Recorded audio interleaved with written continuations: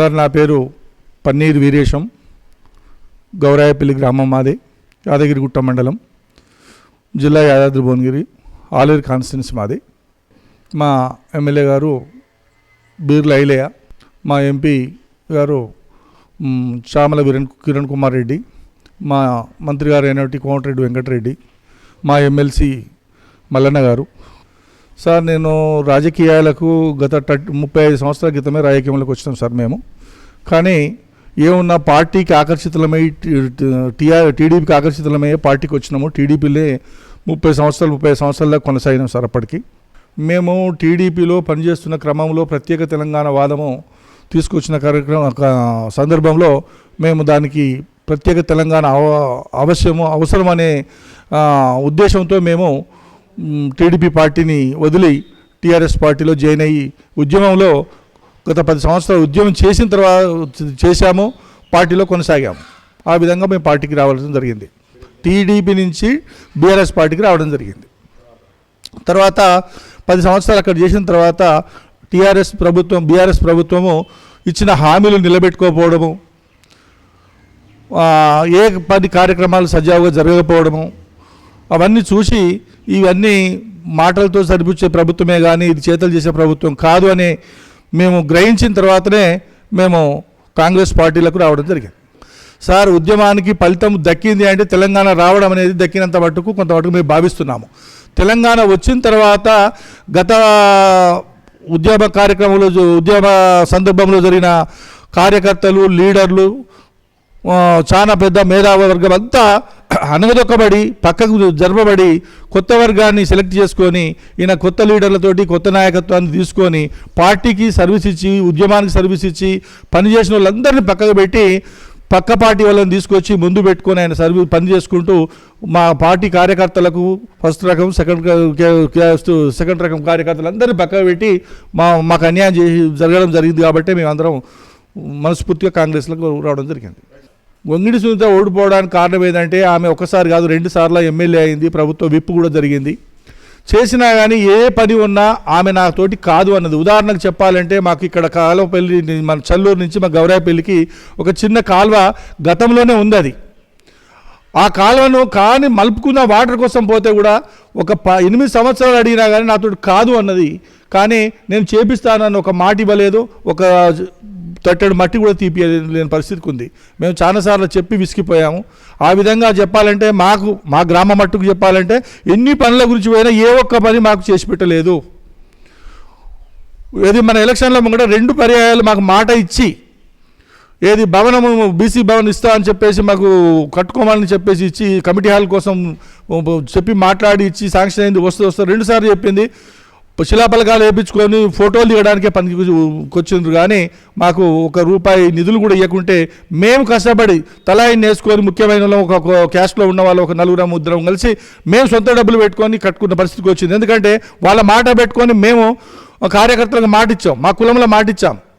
ఏ విధంగా అండి పలానా మేడం ఇట్లా చేస్తుంది పార్టీ తరపు నుంచి కాకుండా ఇండివిజువల్ అని ఇస్తాను అన్నదని చెప్పేసి మేము మాటిచ్చి ఆమెను 2 పర్యాయాలు గెలిపిస్తే కూడా లాస్ట్కి వచ్చే వరకల్లా మాకు పని పడిపోతే కూడా మాకంటే ప్రత్యేకమైన పని ప్రజలకు ఉద్దేశించిన పనికి పోతే కూడా సరే అని పంపించడమే తప్ప ఏ ఒక్క పని కాలేదు, ఏ ఒక్క పని చేయలేదు. అందుకే చాలా విసిగిపోయినాం మేము కార్యకర్తలు. నేను మా ఒక గ్రామే కాదు అన్ని విలేజ్లలో కూడా ఏమో మరి ఆమె అధిష్టానం దగ్గర ఎక్కువ మాట్లాడకుండా ఎవరికి నొప్పియకుండా ఉందామనే ఉద్దేశంతో ఉందో తెలియదు. కానీ కార్యకర్తలకు మాత్రం మేలు జరగలేదనేది 100% మేము భావిస్తున్నాం. సార్ కాంగ్రెస్లకు ఎలక్షన్ల ముందే వచ్చాం కానీ ఎలక్షన్ తర్వాత రాలేదు సార్. కాంగ్రెస్లకు ఒక 6 months ముందు మేము టీఆర్ఎస్ నుంచి బీఆర్ఎస్ నుంచి రావడం జరిగింది. 6 గ్యారంటీల మీద జనం అందరూ సుముఖంగా ఉన్నారు, తప్పకుండా నెరవేరుస్తున్నారు. మిగతా ఏమన్నా రాని వాళ్ళు ఉంటే 100% వాళ్ళు ఈ దసరా దీపావళి వరకు ప్రభుత్వం అన్నీ నెరవేరుస్తుందని చెప్పింది, తప్పకుండా నెరవేరుస్తారు. సార్ ఇప్పటి వరకల్లా కొంతమందికి జరిగింది, ఇక భవిష్యత్తులో ఆయనతో జరిగే పరిస్థితి ఉంది. కానీ అందరికీ ఒకేసారి జరిగే పరిస్థితి లేదు. ప్రభుత్వం దగ్గర అంతగా బడ్జెట్ లేదు కాబట్టి అది అప్పులో కూరుకుపోయిన దాన్ని మెల్లమెల్ల బయటికి తీయడమే గొప్ప. మెల్లమెల్లమెల్లగా చేసుకుంటూ వస్తున్నాడు ముఖ్యమంత్రి గారు. కానీ ఈ మొత్తం నెరవేరడానికి కొద్దిగా సమయం పడుతుంది. సార్ మా దగ్గర ప్రజాపాలనకు ఎక్కువ పింఛన్ల మీద ఒకటి వచ్చింది, గృహాల మీద ఒకటి వచ్చింది సార్. ఎస్సీ వర్గీకరణ కావడము అదొకందుకు మంచి పరిమాణమే మేము కూడా భావిస్తున్నాము.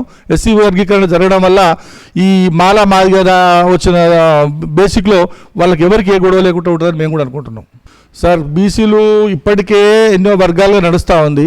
మరి అది పెద్దలు చూసుకునేది అది ఎట్లుంటుంది అనేది అది అంతగా మేము ఆలోచించలేము సార్. దాన్ని కేంద్ర బడ్జెట్ మనకి చాలా తక్కువ వచ్చిందని మేము భావిస్తున్నాము. ఎందుకంటే కాంగ్రెస్ ప్రభుత్వం ఉందన్నా ఏదో మరి పైన ఉన్న బీజేపీ ప్రభుత్వం మనకు చాలా తక్కువ కేటాయించింది. కానీ ఇంకొద్దిగా మన మంత్రులు కేంద్ర మంత్రులు కృషితో ఇంకొద్దిగా బడ్జెట్ను పెంచుకుంటూ సహకరించుకుంటూ పోవాలని మేము భావిస్తున్నాం. రాష్ట్ర బడ్జెట్లో బీసీలకు ఎస్సీలకు చాలా ఉపయోగపడుతుంది సార్. రుణమాఫీ కొంతమందికి జరిగింది, మిగతా వాళ్ళకి జరగలేదు. అది అతి తొందరలో జరుగుతుందని 100% మేము భావిస్తున్నాము. ప్రభుత్వంగా సుముఖంగా ఉంది ఇవ్వడానికి, కానీ బడ్జెట్ లేని కారణాలుగా అంచనంచలు ఇచ్చుకుంటూ వస్తుంది. వాస్తవంగా ఎమ్మెల్యే కాకముందుకే 10 సంవత్సరాల ముందు నుంచి తన అన్ని రకాల వర్గాలకి, అన్ని గ్రామాలకు, అన్ని మండలాల్లో ఉన్న గ్రామాలందరికీ సర్వీస్ ఇచ్చుకుంటూనే వస్తున్నాడు. మధ్యన ఎలక్షన్లో గెలిచిన కొద్ది రోజులు బిజీలో ఆయన కలవలేకపోయాడే తప్ప ఆయనకు మనస్ఫూర్తిగా మళ్ళీ మేము అందరం కూడా చెప్పాము, లేదండి నేను ఈ పని ఆ పని పోయి నేను వీలైతే లేకుండా తిరిగిన తప్ప నాకు అది లేదు, 100% మళ్ళీ ఎట్లుందో అట్లా కొనసాగిద్దాం పాత పద్ధతిని అని చెప్పేసి మళ్ళీ చనిపోయిన కాడికి కానీ పెళ్ళిళ్ళ కాడికి కానీ ఆపసాపతికి అన్నిటికీ చూసుకుంటున్నాడు. అందరు కూడా ఆదుకుంటున్నాడు. తప్పకుండా నెరవేరుతారు. అంతకంటే కృషితో ఎక్కువ చేస్తారని మేము భావిస్తున్నాం. సార్ నాకు ఆలోచనలన్నీ మా నాయకుడే చెప్పాలి తప్ప మేము ఉంటాను నాకు కావాలి నేను ఇది చేస్తానని నేను ఎప్పుడు చెప్పదలుచుకోలేదు. ఎందుకంటే మాకంటే ఒక నాయకుడిని మేము ఎన్నుకొని అక్కడ పెట్టినాం ఐలే గారు. ఎవరికి ఇచ్చినా మేము సంతోషంగా చేస్తాం. నాకు కావాలని నేను ఇప్పటివరకు కూడా ఐలే గారితో కానీ నేను రాజకీయంగా ఎవరు ఒత్తిళ్ళని కానీ చెప్పలేదు. గ్రామంలో కానీ ఇంకెక్కడ కానీ నేను ఉంటాను నాకు కావాలి పదవని నేను ఆశించలేదు. పెద్ద ఆయన మా ఎమ్మెల్యే గారు ఐలే గారు చెప్పితే ఎవరు చెప్తే వాళ్ళకి మేము చేయడానికి సుముఖం. కానీ అందులో మేము ఎలాంటి రాజీపడము, నాకు ఇవ్వలేదని బాధపడను, నాకు కావాలని తనని కూడా అడగాను. నాకు అలాంటి ఆలోచన కూడా లేదు సార్. అది వాళ్ళ ఆలోచన ఏముందో మనం చెప్పలేము. కానీ నాకు తెలిసి మాత్రం నాకు ఆలోచన అయితే ఏం లేదు. వాళ్ళు ఏమన్నా అనుకుంటున్నారంటే అదంతా వాళ్ళకున్న నా మీద ఉన్న ప్రేమ అభిమానము. నేను వాళ్ళందరితోటి కలిసిమెలిసే ఉంటాను. ఎవరున్నా కలిసి ఉన్నాను, గతంలో అట్లే ఉన్నాను, రేపు కూడా అట్నే ఉంటాను. నాకు వాళ్ళ మీద ఉన్న ప్రేమ అలాంటిది. నేను అందరితోటి కలిసిమెలిసి పేద బిక్కి అందరితోటి కలిసిపోతాను. మా గ్రామాన్ని అభివృద్ధి చేసే కార్యక్రమంలో అన్ని విధాలా ముందు ఉండి స్థానికంగా ఉంటున్నాం కాబట్టి మేము అన్ని విధాలా ముందుకు తీసుకుపోతాము. గృహాలు ఇప్పిస్తాము, లోన్లు ఇప్పిస్తాము, పింఛన్లు ఇప్పిస్తాము. అదేవిధంగా విలేజ్లో కష్ట సుఖాలకు అందరికీ తోడ్పాటుగా వండుకుంటూ మేము ముందుకెళ్తాం. సార్ మాకంటూ మేనిఫెస్టో ఏముందంటే విలేజ్ లోపల మేము అనుకున్నది ఏంటంటే ప్రతి ఒక్కరికి న్యాయం జరగాలి. చాలా మందికి ఇల్లు లేవు. కొంత ఉమ్మడి కుటుంబంలో నుంచి డివైడ్ అయిన ఫ్యామిలీలకి ఇల్లు గత ప్రతి సంవత్సరం ఒక 10-15 మంది అట్లా బయటకు వెళ్ళుకుంటూ పోతే ఒక 5 ఏళ్ళ వరకు ఒక 70-80 ఇండ్లు అవసరపడుతున్నాయి. ఆ విధంగా ఒక 10 సంవత్సరాల నుంచి ఒక ఇల్లు లేదు అంటే ఎంతమంది ఉంటారని ఆలోచించాలి. కానీ విలేజ్లో కూడా లేకుండా అందరూ వలస పోయి హైదరాబాద్లో బ్రతికిపోవడం వల్ల ఇక్కడ ఆ స్ట్రెంత్ ఎంత ఉంది, ఎంతమంది కిరాయిలకు ఉంటారు అనేది తెలియకుండా జరుగుతూ ఉంది. కానీ వాస్తవంగా విలేజ్లో ఉన్న వాళ్ళు విలేజ్లో ఉంటే మాత్రము చాలా అవసరము. ముఖ్యంగా మాత్రం గృహాలు మాత్రం చాలా అవసరం ఉన్నాయి. అందరికీ మాత్రం గృహాలు ఒకటి కావాలి. విలేజ్ లోపల మన మరమొగ్గాలు అనేది పద్మశాలిలకు ఉండేది.